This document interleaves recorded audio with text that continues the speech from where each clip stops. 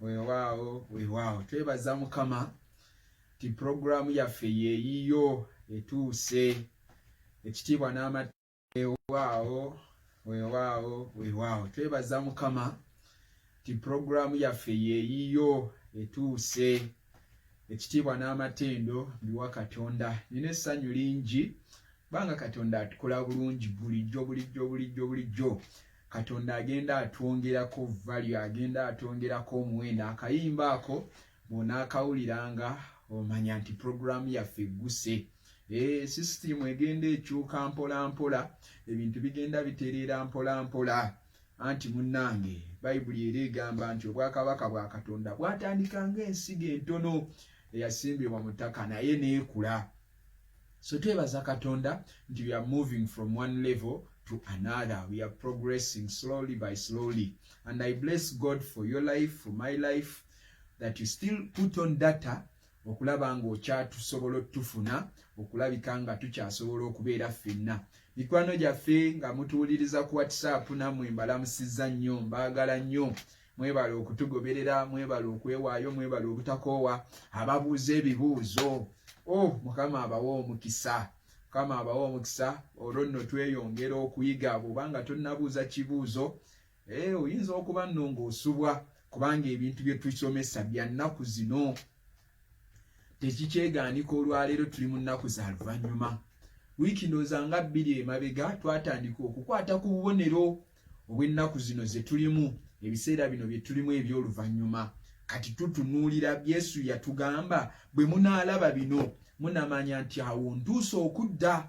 Kati bwe tuli mu kulaba obubonero obwo bwe yatugamba mu Luka 17 okuva ku 26, kati tuli ku 26. Lutti ye twamulaba ne tumunyumirwa ne tumwexhaustinga, abantu ne bayiga okusembyayo nno Nuuwa kaali kakodyo, kubanga atezze ennaku za Nuuwa ate zo nga zinnyo nga bwe byali mu nnaku za Nuuwa. Bw'oba wanyumirwa Lutti, kati weesunge Nuuwa ate naye aliko ebyokuyiga bingi nnyo.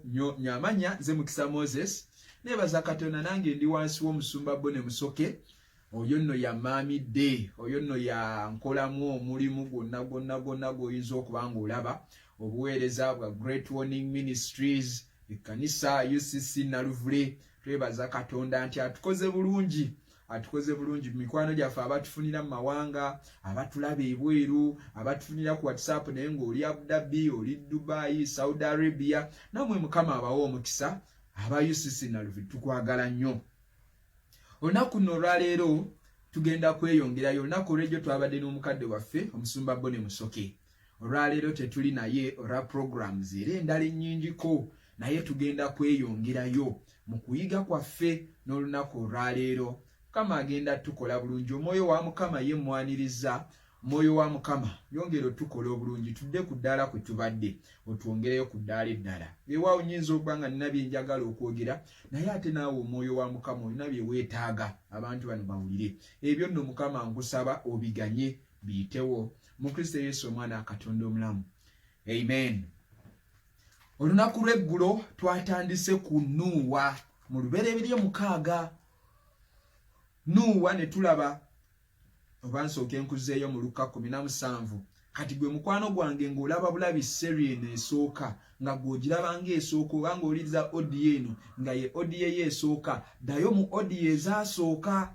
Eno odiyo ya 33.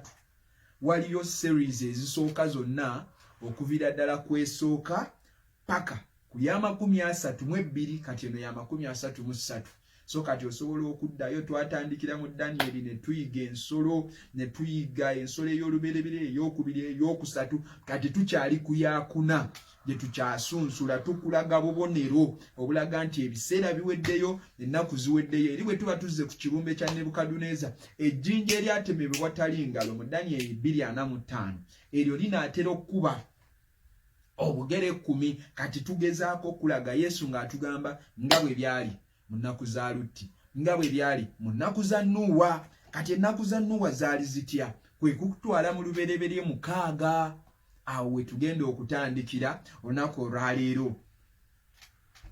Lubereberye 6 okuva ku lusooka nze no kanvire ddala ku lusooka naye nga twali tutambudde nga twakoma ku lwa 14 ne musumba Bone lwakuba nti twali twabuuka maaso nga Katonda agamba Nuuwa weekolere eryato mu muti goferi osangamu ennyumba mu lyato osiige munda ne kungulu envumbo.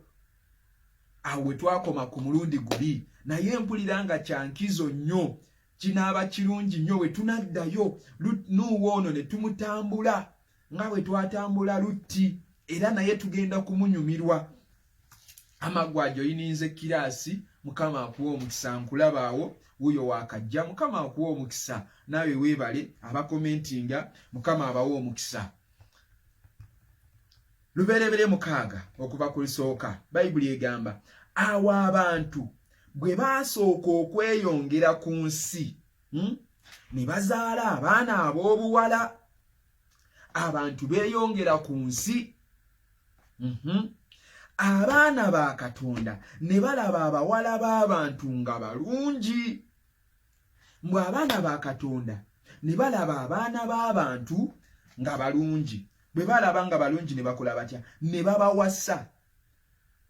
Ne bawasanga abakazi mu bonna be balondanga. Zino twogera ku nnaku za Nuuwa. Luberebere 6 okuva ku lusooka tutandise okusensula Nuuwa nga bwe yali nti abaana ba Katonda balaba abawala b'abaana b'abantu nga balungi. Olwo ne balyoka babawasanga nga bwe baabalondanga nga bwe balowoozanga nga balungi ne babawasa. In other words ne wabaawo intermingling wakati w'abaana ba Katonda n'abawala b'abaana b'abantu. Tweyongereyo ku Lwokusatu. Kati yino ye Mukama n'ayogera nti omwoyo gwange teguwakane na muntu emirembe n'emirembe kubanga gwe mubiri. Naye ennaku ze kangende ku Lwokutaano Mukama n'alaba obubi bw'omuntu nga bungi mu nsi na buli kufumintiriza kw'ebirowoozo bye mu mutima gwe nga kubi kwereere bulijjo. Mwoyo Omutukuvu oba tugendewa oba tutandikirewa. Kasita abaana b'abantu beegatta n'abaana ba Katonda, Katonda ye n'agamba kati omwoyo gwange tegugenda kuddamu kuwakana na mwana wa muntu. Kubanga Katonda yatunula n'alaba nga buli kufumintiriza, buli kulowooza, buli kikolwa kyonna omwana w'omuntu kyalowooza okukola nga kibi kyereere. Nga bwe byali mu nnaku za Nuuwa bwe bigenda okubeera mu nnaku z'okudda kw'omwana w'omuntu. Kati kantandiko leeta amakulu gaakyo. Abaana ba Katonda ye Kkanisa. Abaana b'abantu eyo y'ensi. Abatakkiriza Katonda, abatalokokanga, abatawangayo bulamu bwabwe eri Kristo, kubanga Bayibuli etugamba nti kasita okkiriza Kristo olwo oweebwa obuyinza okufuuka omwana wa Katonda. Bonna abaamusembeza yabawa obuyinza okufuuka abaana. N'atugamba eri mu kitabo ky'Abaluumi nti abo abalungamizibwa omwoyo be baana ba Katonda. Baluumi 8:14. Kati bano abaana ba Katonda bayogerako mu Lubereberye 2 ku Lubereberye 6 olwokubiri nti abaana ba Katonda kyokka ekyewunyisa ne balaba abaana b'abantu nga balungi. Kati bakola ne basalawo okwegatta nabo, ne basalawo okubawasa. Nga bwe byali mu nnaku za Nuuwa. Olwaleero abaana ba Katonda nga ye Kkanisa, nga ye gwe Omukristaayo yenze, waliwo kwegatta, waliwo okuyingira mu nsi. Olwaleero Ekkanisa yeegasse nnyo n'ensi. Ekyo Bayibuli kyetegeeza mbu abaana ba Katonda ne balaba abawala b'abantu nga balungi, kati ne batandika oku intermingolinga nga bo bwe balaba nga kirungi. Olwaleero bw'oba oyagala kulaba ensi, ensi ate oginoonyeza mu Kkanisa, ensi eyingidde nnyo mu Kkanisa. Kyentegeeza sisitimu y'ensi, enjogera y'ensi, ennyambala y'ensi, enkola y'ensi eyingidde mu Kkanisa. Abaana ba Katonda nabo bakiganyiza kibeerewo. Olwaleero ebituuti, olwaleero empisa z'Emisiri oba empisa Misiri ozisanga mu kkanisa. Kyokka ate nga bw'oba oyagala okulaba ekkanisa mu nsi tojja gisangayo. Oba byenjogera bitegeerekeka oba neeyongera okukkako ku level ya wansi. Nti olwaleero emize gyonna egy'ensi giri mu kkanisa, giri mu baana ba Katonda. Nti olwaleero okuvuma okusanga ku bituuti. Nti olwaleero okuwemula mu kkanisa mwekuli, olwaleero ebisiyaga mu kkanisa weebiri, olwaleero okubba byonna mu kkanisa mwebiri. Abaana ba Katonda mbu ne balabanga esisitimu y'ensi nnungi. Sisitimu y'ensi ne bajyaniriza. Olwaleero twaniriza sisitimu y'ensi mu kkanisa. Mbikusembereze oli mwana wa Katonda naye music gw'owuliriza kyentegeeza ekyo. Lwaki kubanga jja kusanga ng'otaddemu obuntu matu owuliriza agamba ate kiri mu bayimbi abagamba nedda nze mpuliramu kidongo, nze mpuliramu simanya rhythm. Engeri omwana ono yankubira bulungi endongo ye yagisuna bulungi. Abaana ba Katonda balabye nga abaana b'ensi balungi. Olwokubiri obanduddemu abaana ba Katonda ne balaba abawala b'abaana b'abantu nga balungi. Olwaleero ekkanisa yeegomba emize gy'ensi, yeegombye musiki w'ensi. Nti olwaleero ogenda ku mukolo ogw'omwana wa Katonda omulokole, naye ne weewunya n'okwewunya n'ogamba banne twaze wano mu bbaala oba tulina kintu kyaya kye tuliko wano. Nga music yakubibwa tosobola na kumanya nti mukolo gwa balokole. Abaana ba Katonda ne beegatta n'abaana b'ensi nga bwe byali mu nnaku za Nuuwa, nga bwe byaliwo. Buli kye tusoma mu Bayibuli oba buli kye tulaba olwaleero, buli byonna ebigenda mu maaso, Bayibuli egamba bino byatuwandiikirwa okubeera ekyokulabirako gye tuli. Bino byatuwandiikirwa okubeera ekyokuyiga. Kasita abaana b'abantu beegatta n'abaana b'abawala, kasita abaana ba Katonda beegatta n'ensi, Katonda n'agamba nze omwoyo gwange tegugenda kuddamu kuyomba na mwana wa muntu. Lwaki? Omwana w'omuntu afuuse mubiri. Omwana w'omuntu kati olwaleero okufumiitiriza kwe n'ebirowoozo bye n'amagezi ge kati byonna bibi byereere. Olwaleero ekibi kirinnye kituuse ku ntikko. Ngezaako okulaga engeri gye twembracinze ensi, engeri gye tuyingiza, engeri gye tuguddewo oluggi ekkanisa, abaana ba Katonda ne tunyweza ensi. Mbadde nkyayogera ku mikolo gy'abalokole. Olwaleero music akubibwa ku mukolo gw'omulokole. Ddayo genda okole research. Okoze embaga, okoze okwanjula, okufulumira ku luyimba ki, nnyimba ki ze nasemba okuwulira ez'Abamisiri. Ezo zimanyi zibakuba ku kwanjula. Omwana wa Katonda yennyini n'agamba nze njagala oluyimba lwa Nantume olwo lwe nja okufulumirako. Iyi mwana wa Katonda, kuva ddi ng'ekitangaala kyegatta n'ekizikiza? Nkuzzeeyo mu lubereberye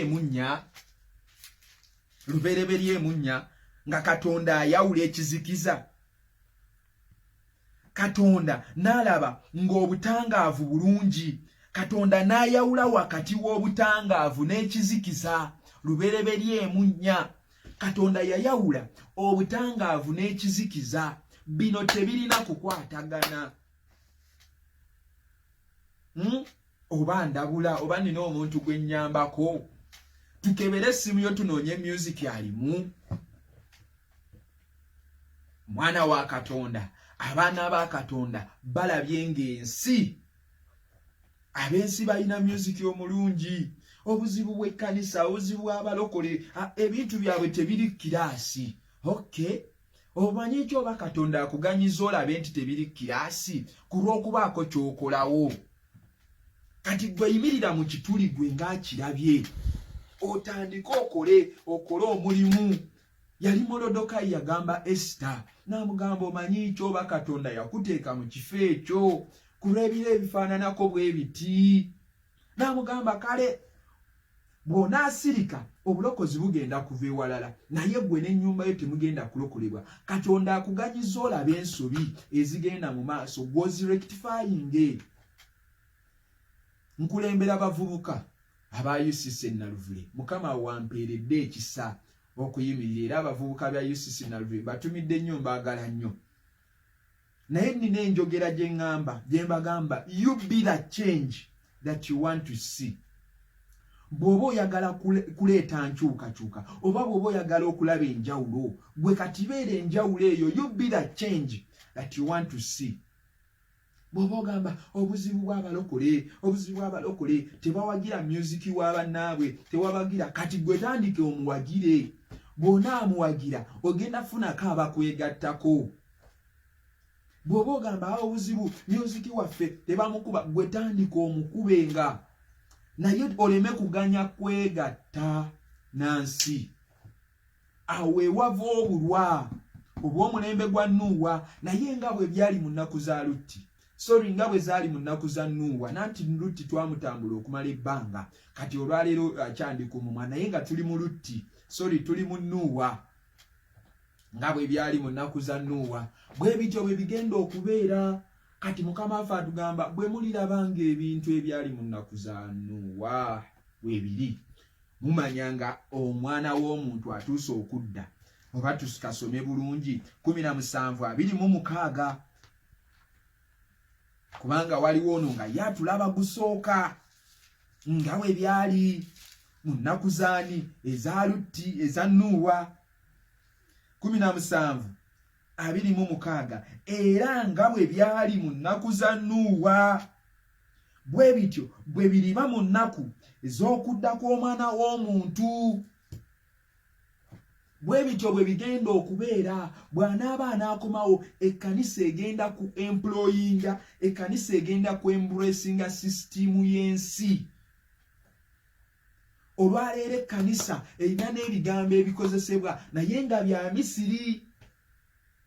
Tutandise okwegatta, tutandise okwekkiriranya, ng'ate Bayibuli egamba temwekkiriranyanga na mirembe gya nsi eno.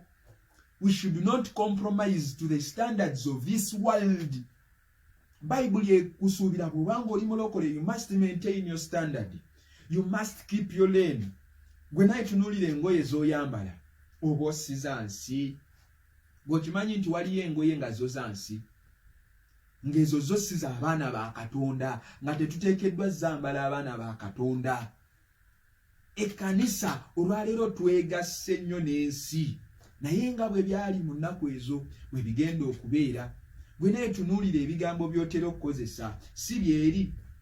Ntera okulaba abaana nanti nkugambye ennyimirira nnyo mu bavubuka nga tugambye tukwale tufuneyo poozi y'ekifaananyi. Gwomanyi kino kye kitegeeza. Kati wamma w'oku WhatsApp ampuliriza tetegedde kyenkoze. Nkoze wano akabonero ka triangle. Bakola akabonero ka triangle n'ateeka bw'ati ku liiso. Ako kalina kye kategeeza kinene nnyo nnyo nnyo. Ensi abaana ba Katonda balina ebintu bye batandise okukoppa. Okukoppa si kubi, naye kiki ky'okoppa? Towekkiriranya, tobaako bintu by'okoppa. Lwaki we baba bagenda kukuba ekifaananyi ate olina engeri gy'okolamu engalo? Tobanga omwana wa Katonda weegasse n'ensi. Tobanga mwana wa Katonda engoye z'oyambala olwaleero zeeri za Misiri. Kubanga Bayibuli especifying ebyambalo by'otteeka okwambala, ate bwe tunaagenda ku topiki eyo nno n'ennyongazi, eyo topiki ngazi nnyo nnyo nnyo nnyo ey'okwambala. Waliwo ebyambalo nga bya nsinze nja kukulaga gw'okimanyi nti nsobola kutunuulira butunuulizi bwe nti olw'ebyambalo by'oyambadde ne mmanya ki ky'oli. Osobola okuba ng'otambula mu kkubo n'olaba omwana ng'atambula n'ogamba oyo mwana wa ssomero. Iyo otegedde otya mwana wa ssomero? Anti ayambadde yunifoomu. Kasola ba uniform buli ayambadde empale nnyimpi nenga akubye ekikalu asibye ne taaya aba mwana wa ssomero.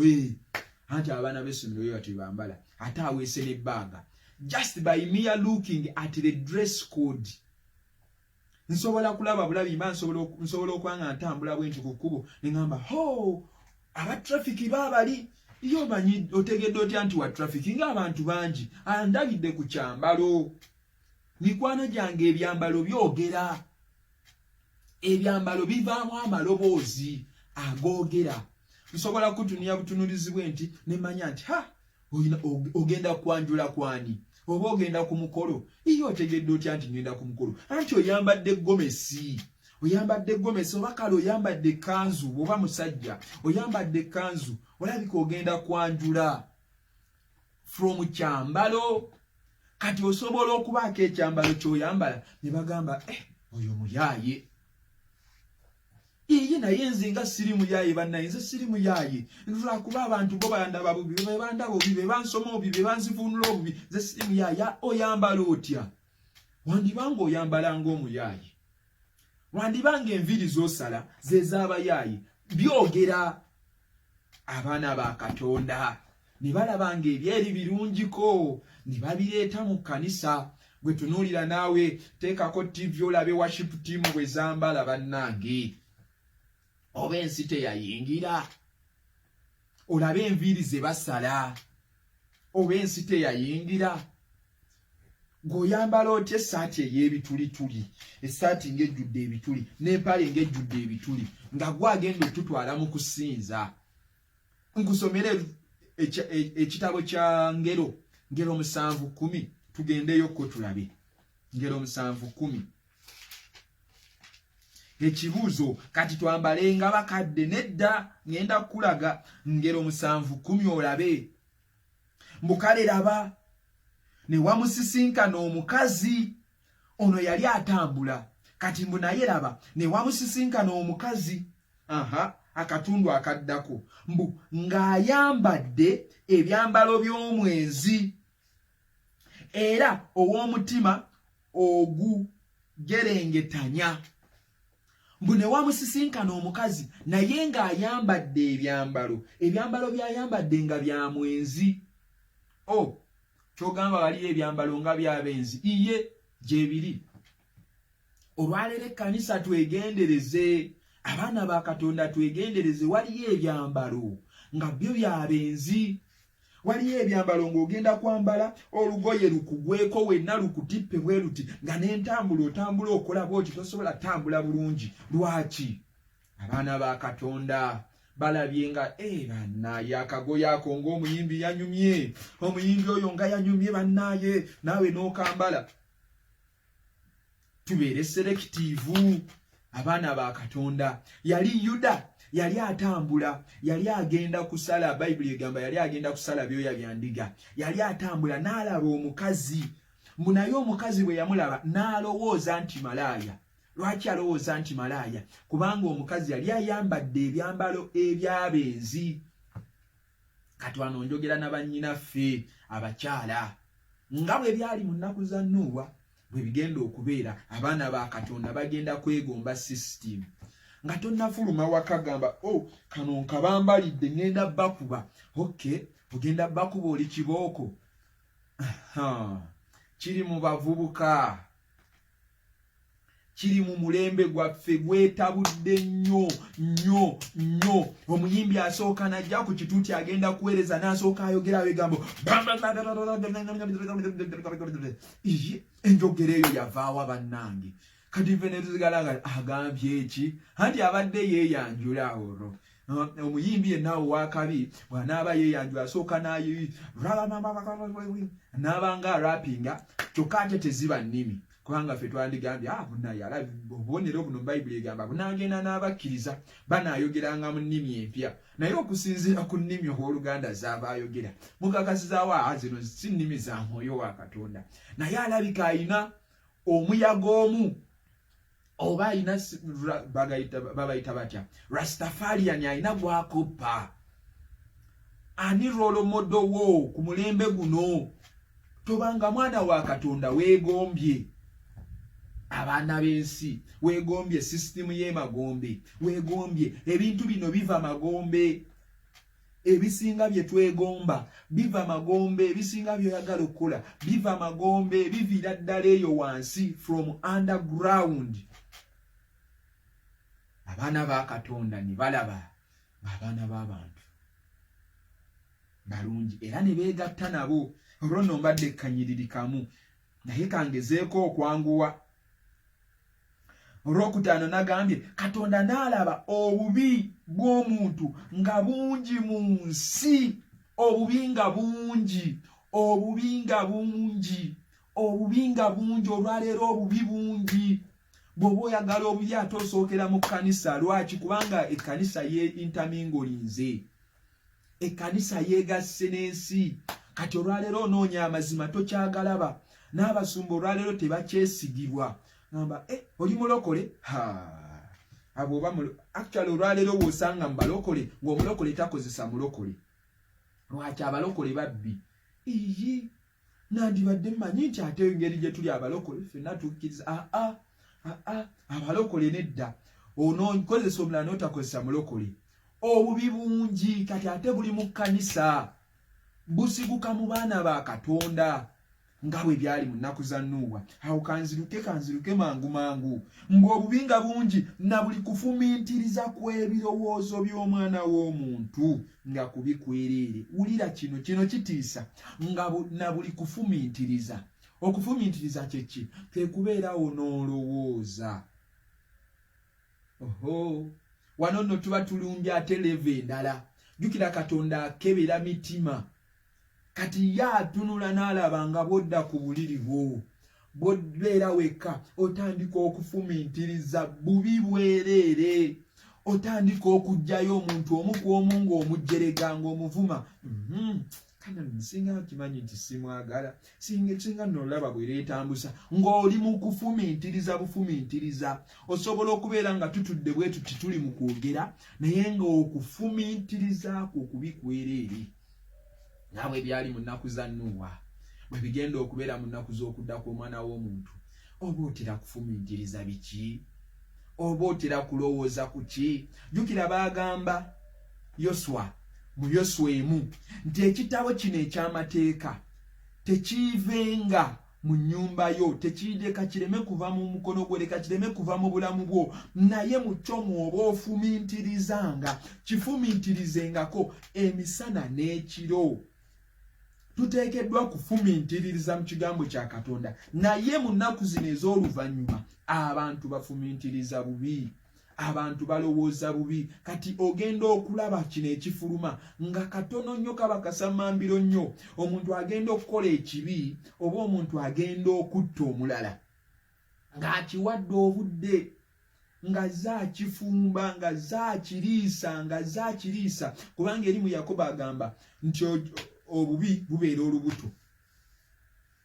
Osobola okubeera olubuto naye ng'oli lubuto lwa kibi, oli lubuto lwa bubi, ng'okifumbye okumala ebbanga. Ogamba ngenda mukuvumira, ngenda sooka kumubuuza nga atamanyi. N'opulaninga olutalo n'olyoka olufumba, naye ng'oli buwo otudde bw'oti ofumiintiriza, ogamba agenda kujja sooke mmwe simayiro. Bwe naamala mubuuze kino, mpozi luli waŋŋambye wakoze otya? Nga naye okimanyi ky'oleeta okufumiintirizanga kubikwereere. Mu nnaku zino ez'oluvannyuma Katonda atubanja. Jjukira eri mu kitabo kyani? Kya Yeremiya. Atugamba gwe Yerusaalemi naaza omutima gwo olwo olyoke olokoke. Ekyawandiikibwa ekyo olunaku olumu nali mpeereza ne kigaziwa nnyo ate mu bulamu bwange ne kyeyongera okugaziwa nga Katonda agamba okulokolebwa. Bw'oba oyagala kulokoka osooka kunaaza mutima gwo. Mbwe ebirowoozo ebibi birituusaawo okubeera mu ggwe.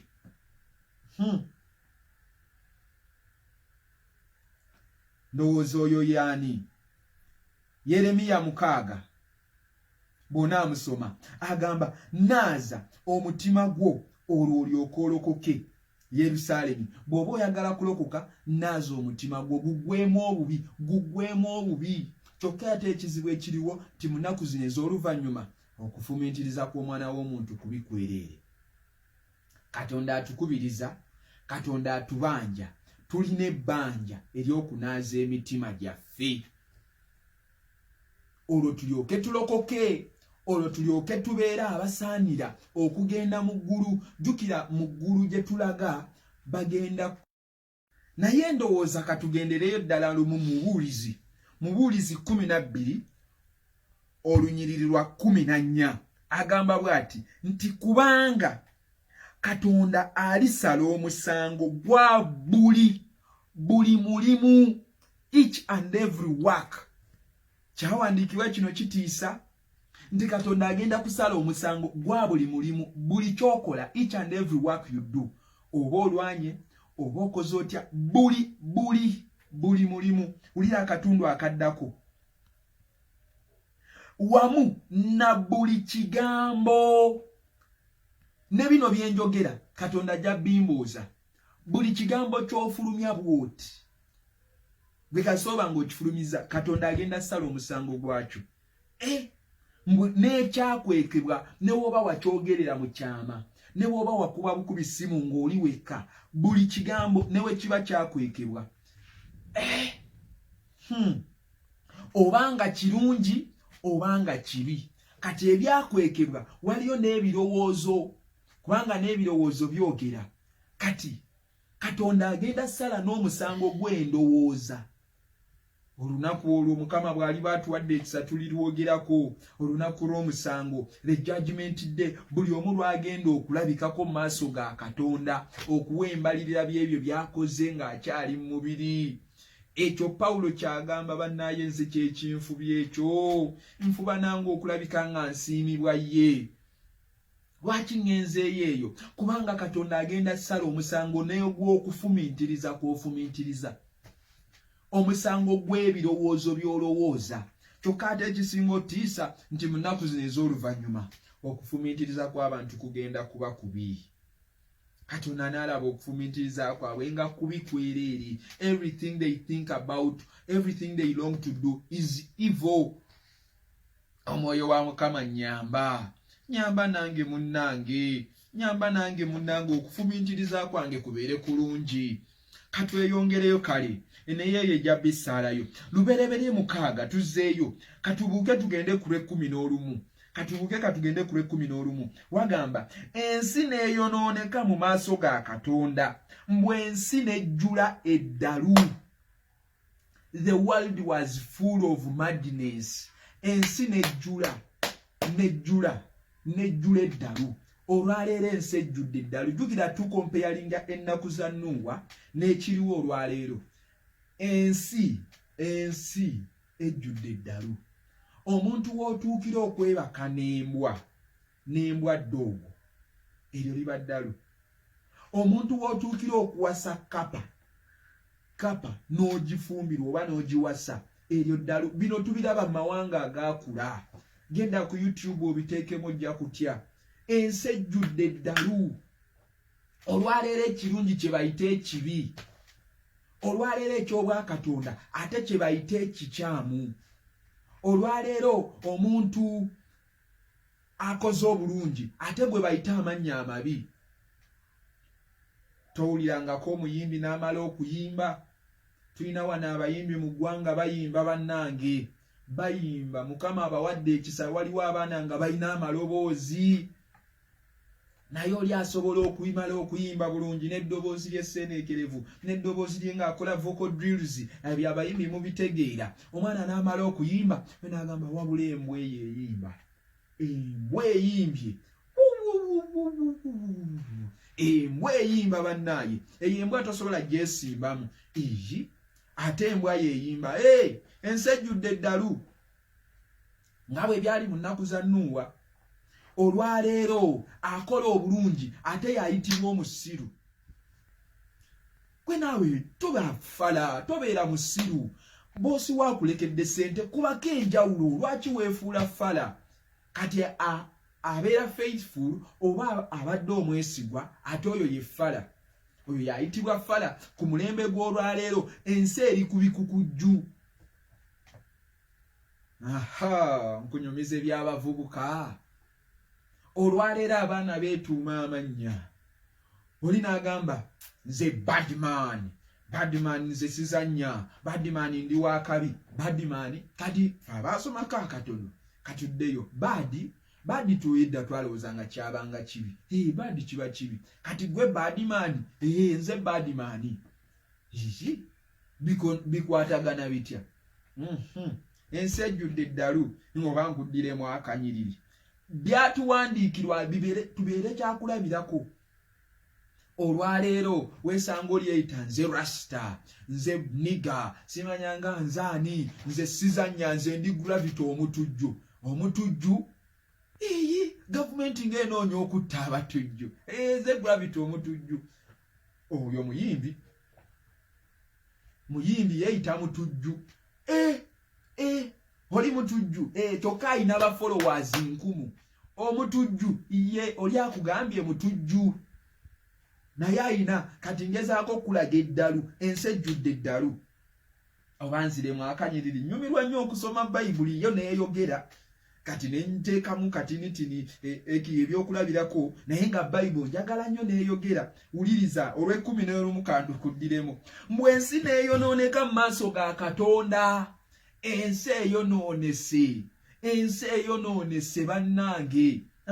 Wulira akasembayo. Mbunga ensi nejjula eddalu. Njogere ku ddalu. Ogenda okugula engoye. Engoye kansooke nzeeke kuba nazoogeddeko dda. Onaaga naye leero ono yazze naye kutulemesa bugoye bwaffe. Engoye katusooke tuzireke. Naye kanjogere ku ddalu. Kanjogere ku bayimbi baffe kubanga ffenna tubamanyi. Beetuuma amannya nga bw'otuulira ddala bw'oti n'olirowoozaako nti nze Chameleone. Chameleone ekola etya? Ekyusakyusa kala. Tebeera stable. Webeera wano maaso eyo tujja kwogera ku bisolo ebyayingira mu lyato lya Nuuwa. Tukulage ne Chameleone nayo yayingira. Naye tulina abayimbi olwaleero beetuumira ddala amannya n'ogamba naye ekyamazima ono bayinza batya omugoberera. Naye nga yakutte eggwanga yawambye. Kati ebyo n'osanga abaana baffe abato, omulembe omuto. Kyova olaba Yesu agamba abakyala b'e Yerusaalemi, bannaye nze temunkaabirira mmwe. Mwekaabire n'abaana bammwe, mukaabirire abaana bammwe. Lwaki tukaabirira abaana?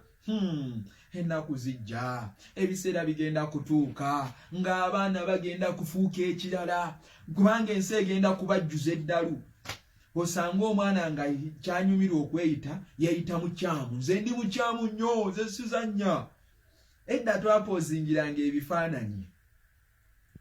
Mukama singa ffenna atuwa data ne tusobola okuba nga tulaba ku WhatsApp, kubanga kati ampuliriza ku audio ye tasobola kulaba.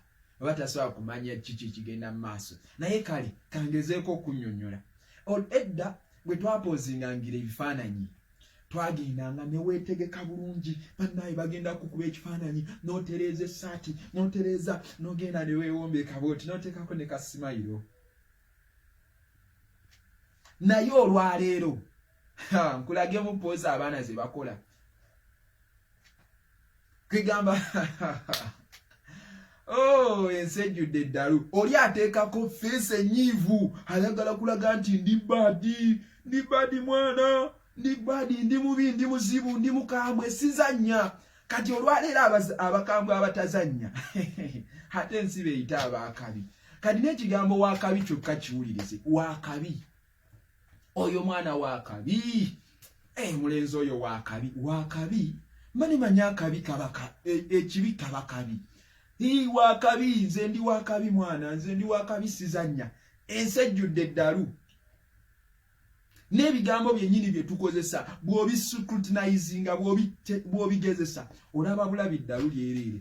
Nze ndi waakabi. Tozannyirangako ndi waakabi nze sizannya. Tozannya. Sizannya ndi muzibu. Ndi muzibu nnyo mu kintu kino ndi muzibu. Nakiteeka ku level ndala. Ensi ng'ejjudde eddalu. Katonda n'alaba ng'ensi ejjudde eddalu. Buli kimu nga kimaze okwonooneka. Buli kimu nga kimaze okubeera perverted. Buli kimu nga kimaze okubeera nga kyonoonese. Masumba affe olunaku lw'ejjo yatwadde ekyokulabirako. Enkoko heni oba enkoko kooko ne bweba piigi kale kangezese ku piigi. Embizzi ffenna gye tumanyi nti embizzi ebeera wa caafu. Embizzi nkyafu ne bw'ogiyonja yeddugaza. Embizzi ne bw'oginywesa omwenge n'ogiwa omwenge n'oziteeka bbiri mu kiyumba, embizzi ensajja n'embizzi ensajja tezisobola kwerinnyira. Embizzi piigi. naye olwaleero abaana ba Katonda Katonda be yatonda mu kifaananyi kye omusajja n'omusajja basobola okwegadanga oba okweyonoonesa oba okwesiyaga ensi ejjudde eddalu kati oba Katonda bw'alaba ebyalowooza ki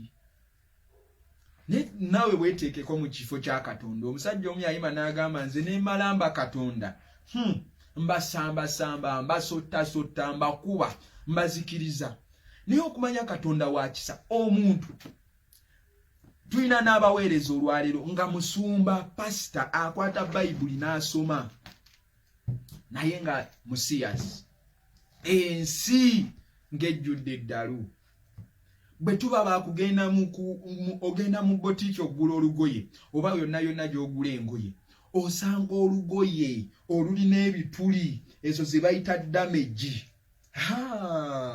olwo lwa bbeeyi bw'eba jiini erina ebituli ayaye tezannyibwako ezo za 8,000 7,000 waliyo n'eze 15 kasiteeba nga ya bituli eyo eyo ya bbeeyi ezo abaana ze baagala wali ate neze nawulidde ze bayita accident ayambadde accident kati ate accident yo anti nagambye embeera mu bavubuka mbanyumirwa mbaagala nnyo banyumira kubanga nze nsoma bayibuli ngenda okulaba nga byennyini bye bakola bye balimu naye ne mbagamba naye tuli bavubuka naye tetwekkiriranya na mirembe gya nsi eno leka ffe abaana ba Katonda tuleme kwegatta nnyo nansi weewaawo yambala essaati yo nyuma yambala essaati yo yambala fitting so ate no fitting ekwata bweti omubiri gwonna ne gubeera nga tosobola na kutambula bulungi yambala essaati yo nyume kasita onyuma once you're decent and presentable you can go on si kubeera mukadde nti oyambalanga bakadde naye ate yambala onyume naye ate toyambala accident omanyi kye kitegeeza bigambo bizibu nnyo damage nga bakusanga omuweereza omubuulizi w'enjiri oyambadde ki nyambadde damage kati nkakasa nti naye toli damage kuba ffe tumanyi damage byebintu eba byonoonese byebintu kyokka ate olwaleero bye baseera era eyo ojja ssanga nga bagisimbira layini osanga omuvubuka akola oba oli awo apoota akyanga musenyu atabula nkokoto ng'agamba nina jjiini gyenkolerera njagala ngifune ayagala gifuna agenda okukola onaakola omwezi n'asuula mu kabokisi agenda okuleeta gy'aleese baaba ng'empale tasobola giyisa mu kugulu biri wano nze nnyumirwa mbalaba bwe nti n'enseka n'okuseka olinga okuyisa empale mu kugulu ateekamu kaveera zino empale z'owulira encupa ng'emunyize bweti ogamba kujjukira ekigere kiba kinene ku wano wansi w'okugulu kati oba eyita etya mu kigere bateekamu akaveera bwati n'agiyisaamu kati empale gy'oyambala ng'osooka yisaamu kaveera iye gundi gwe tobanga ensi ogendedde ku nsi nga bwejjudde eddalu yambala empale nange nyambala fitting naye ate sambala ezo ncupa bweziti ezikola bweziti zotasaala ensana mu kugulu kubanga ate nange ndi muvubuka naye bannaye tuleme kubeera nga naffe tujjudde eddalu ensi ejjudde eddalu naye ate naffe leka tuleme kujjulira wamu ddalu oba tuli kumu oba bitegeerekeka kubanga ate ogenda kusangayo omulala agenda okugamba nze nina omukkiriza tulina omukkiriza naye era kaneme mu kudisclosinga nnyo oli yagamba ne bwe bakuwa essaati nga nnene bweti togifunza fitting wa sitaani kati ate neyo nayo njigiriza ndala kati simanyi nze bwe nyambala coating ekoma eno abali ku Facebook be banyumirwa abali ku WhatsApp abuliza coating nnene nnyo ekoma eno wansi n'emikono gyonna gibuliddemu oli owooluganda tagifunza mbu fitting wa magombe ate n'ekyo nakyo kirala yambala olugoye nga lukutuuka bulungi nga fitting eri reasonable yes and be presentable kubanga olwaleero n'essaati gye nyambadde osobola ogiraba si yabakadde ya kivubuka naye ate si eri damage ey'ebituli kati ekyo kye ŋŋamba tubeeko we tukoma abaana ba Katonda jjukira ndi mu kulabula tuli mu Great Warning Ministries bw'ogenda okusala enviiri sijja kugamba nti agenda osala enviiri ng'omukadde osalenga kawalato zimaleko bwobanga zikunyumira go and do that naye osobola okukola ekintu nga tekyesittaza kyokka ate nga kiri mu layini nange bwe nsala enviiri sisala nviiri z'abakadde naye ate sijja sala kimemeya kati ne tubanga weewaawo tuli mu nsi naye nga tetuli bansi ekyawandiikibwa ekyo kirina amakulu mangi tuli mu nsi ekyo tekyegaanika tuli mu nsi tetuli mu ggulu tuli mu nsi naye tetuli bansi kati ekyo olina okimanya nti yes ekisooka ndi mu nsi nteekeddwa okukola ng'ali mu nsi naye ate nga nninamu mu nze emayindi tisiri wansi lwaki ensi ejjudde eddalu kati bw'eba ejjudde eddalu ove ku lipstick kubanga waliwo n'abagamba lipstick eyo wa sitaani bw'osiba enviiri omukazi kasita osiba enviiri bannaaye amasomo ku by'okwambala n'ebyokwetonaatona ago mangi nkimanyi tulina ebibuuzo waliwo n'omuntu olunaku olumu yatubuuza yatugamba mbu waliwo omukyala yagenda mu ggulu Katonda n'amugamba nti buli mukyala asiba enviiri oyo wa sitaani wa geyeena kubanga mbu baba bataddeko ebiwaanyi simanya bikoze bitya abasiiga cutekisi ebyo bya sitaani eyo sijja gendayo olwaleero naye bwonaaba obyagala tusobola okudda mu inbox ne tunyumyako oba ne tubyogerako tuli mu nsi naye tetuli bansi bw'oba oyambala buli kyokola kyonna mwana wa Katonda labika ng'oli presentable ng'okuumye standard nga bw'oyimirira bw'oti osobola okukiikirira eggulu nga bwe bakulaba bwe bati basobola okugamba naye olwaleero bamaama b'eggwanga ate ŋŋendeeyo ku bamaama b'eggwanga ku bataata b'eggwanga ku bantu be twandibadde tutunulira nga ba role models olabe engeri gye beeyisaamu omukulembeze ono waliwo ono omukulembeze w'abantu bo gwe baagala wano mu Uganda ayina ekintu kye yakola ekyalagira ddala eri abagezi basobola okusoma ne bategeera yayina enviiri n'amaviiri mu myaka egyo egyasooka nga yeeyita Badman nga yeeyita Mutujju nga yeeyita Mubanda wa Kabaka nga yeeyita Mubanda jjukira ebyo twabyogeddeko nti ensi ejjudde eddalu naye bwe yatuuka okgenda mu Parliament bannaaye enviiri yazisala bannaaye n'alongoosa olwaleero omusanga ng'asibye n'ettaayi kati ate obuzibu obuliwo nti abavubuka bo baasigalayo be yainspiringa bo bakyasiba amaviiri in other words yali alina message gy'abalaze nti bw'oba onaaba responsible in life oteekwa okubeera presentable kubanga eri gye nasookeredde nagambye ebyambalo byogera n'appearance ye eyogera ensi ng'ejjudde eddalu mikwano gyange ensi ng'ejjudde eddalu choose wisely nga bwe byali mu nnaku za Nuuwa bwe bigenda okubeera mu nnaku z'okudda kw'omwana w'omuntu nga bwe byali olwaleero we biri olwaleero tubiraba bitambula check the music that you listen to kubanga abaana ba Katonda olwaleero beegasse n'ensi njagala kumaliriza kubanga eddakiika ziizo zikweddeyo kati omwana wa Katonda okoze otya okulokolebwa do not be conformed to the standards of this world tewekkiriranya baako standiyo ogambe emirembe ne bwe ginajja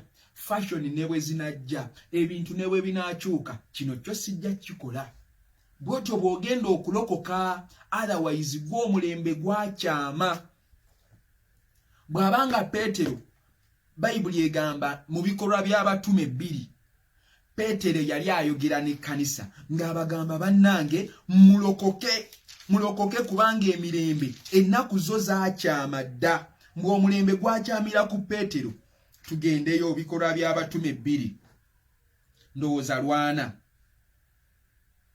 2:4 bikolwa by'abatume lwemaliza nabo Peetero ng'abagamba era n'abategeeza mu bigambo ebirala bingi n'ababuulira ng'abagamba nti mulokolebwe mu mirembe gino egyakyama ekyokuddamu kiri ki kulokolebwa mu mulembe guno ogwakyama weekolera obulokozi bwo n'okutya n'okukankana mwana wa Katonda lokolebwa mulembe guno ogukyamye omulembe gwo gukyamye sitayiro nnyingi zikyajja ebintu bingi bikyajja ebigambo bingi bikyajja naye gwe lokolebwa bwe guba nga gwakyamira mu bikolwa by'abatume oba olwaleero gwakyama kyenkana ki nkuba ekifaananyi nga tulina starting point kati n'otandika okukyama gwe kati wano Petero waba weyayogerera kati oba olwaleero gwakyama kwenkana ki kati olwaleero gulabika guli mu nsiko gwakyamira ddala lwaki Mukama takumpeera omukisa lokolebwa mu mulembe guno ogwakyama njagala kusabira Mukama akumpeere omukisa omwoyo omutukuvu ebigambo bye tuyize bisiringa musaayigo weebwe ekitiibwa dizibwa amatendo mu linnya lya Yesu Kristo omwana wa Katonda omulamu amen.